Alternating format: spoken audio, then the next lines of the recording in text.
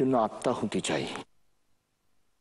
কিন্তু যে বিপ্লবকে 40-এর দশকে পথের মোড়েই আমরা দেখতে পেতাম, আহার নিদ্রা সুখ স্বাচ্ছন্দ্য এবং বেঁচে থাকাকে অব্দি বাজি রেখে নেতাদের কথায়, যার জন্য ব্লাইন্ড খেলেছিলাম,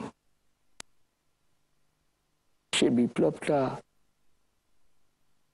গেল কোথায়?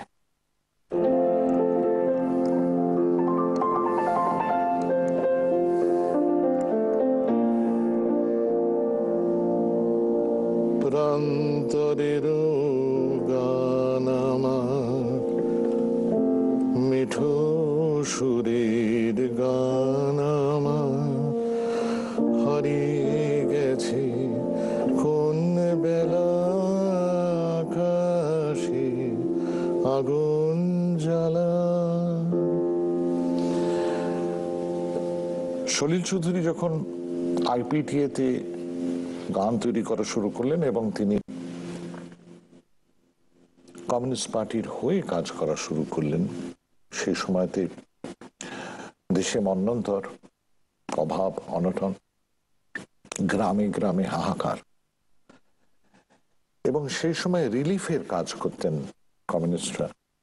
তারা গ্রামে গ্রামে ঘুরে সাহায্য করতেন দল বেঁধে। তখন সলিল চৌধুরী গান ছিল এইরকম, উনি আমায় শুনিয়েছেন।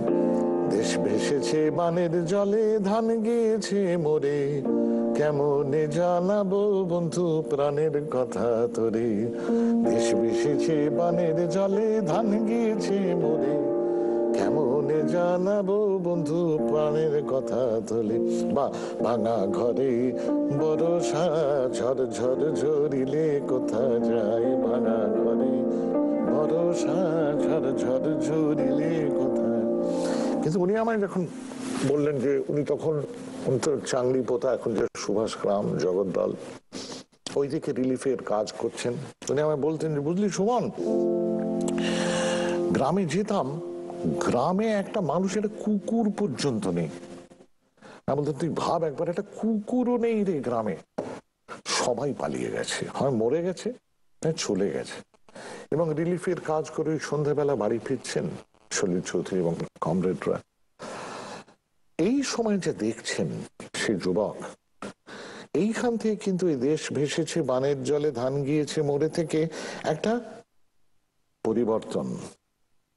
এইখানে সলিল চৌধুরীর গান, প্রান্তরের গান আমার, মিঠো সুরের গান আমার, সলিল চৌধুরীর গান অন্তরঙ্গ হয়ে উঠল।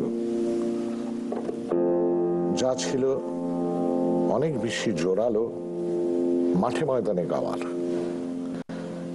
গান যিনি সবচেয়ে সার্থক ভাবে সেই মুহূর্তে তৈরি করছেন, সেই মানুষটি, তার সেই যৌবনের যে অভিজ্ঞতা, একজন কমিউনিস্ট হিসেবে তার যে অভিজ্ঞতা, একজন রিলিফ কর্মী হিসেবে তার যে অভিজ্ঞতা, এবং একজন সঙ্গীতকার হিসেবে তিনি সেটাকে ধরছেন। মাঝে মাঝে উদাস হাওয়ায় এলো মেলো কি যে শুনি,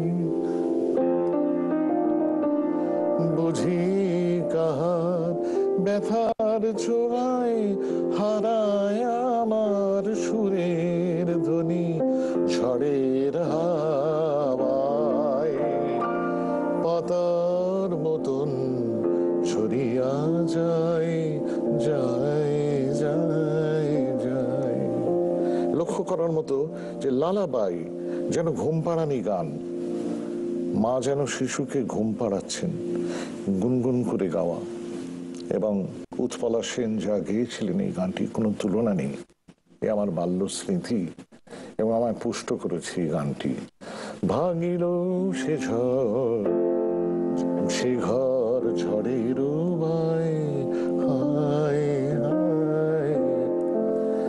হয়তো এইভাবেও দেখা যেতে পারে যে সলিল চৌধুরী আধুনিক বাংলা গানের যে আঙ্গিকটা, সেই আঙ্গিকে প্রথম বেশ বলবো লক্ষণীয় ভাবে এসে পড়ছেন এই গানটার মধ্যে দিয়ে। যদি আমরা আরো অনেক পরের দিকে তাকাই, অনেক পরে, সে তো কবেকার কথা ছিল, 4-এর দশক, 6-এর দশক। না মন লাগে না, একই সুরের অনুষঙ্গ। এ জীবনে কিছু যেন ভালো লাগে না, না মন লাগে না। আমার সলিল চৌধুরী বলেছিলেন ওর ইচ্ছে ছিল এই গানটা তাল ছাড়া হোক, এবং আমায় গিয়ে গিয়ে দেখাতেন।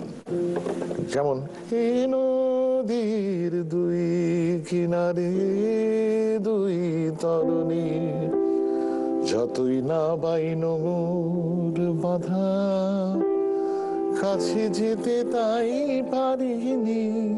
কোনো তাল নেই, কিন্তু লতা মঙ্গেশকর নাকি তাকে বলেন রেকর্ডিং এর সময় একটা তাল দিতেই হবে, তালে রাখতে হবে। সেই জন্যই না মন লাগে না, এই জীবনে কিছু যেন ভালো লাগে না, না। আমি দেখছি ব্যাপারটাকে একটু অন্য জায়গা থেকে, তালহীনতা বা তাল সমেত থাকা নিয়ে নয়। অনেকদিন আগে যে যুবকটি প্রান্তরের গান আমার একটু খুব নিবিড় গভীর দুঃখের জায়গাটাকে স্পর্শ করছেন, তার বহু বছর পর সে দুঃখটাকেই তিনি অন্যভাবে ব্যক্ত করছেন, এবং করতে গিয়ে না মন লাগে না প্রান্তরের গান আমার, এই জীবনে কিছু যেন ভালো লাগে না, ভাঙিল সে ঘর ঝড়ের বায়, হায় হায়।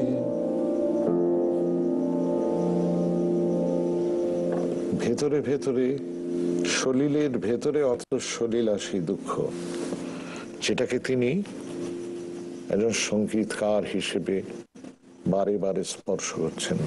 গণনাট্য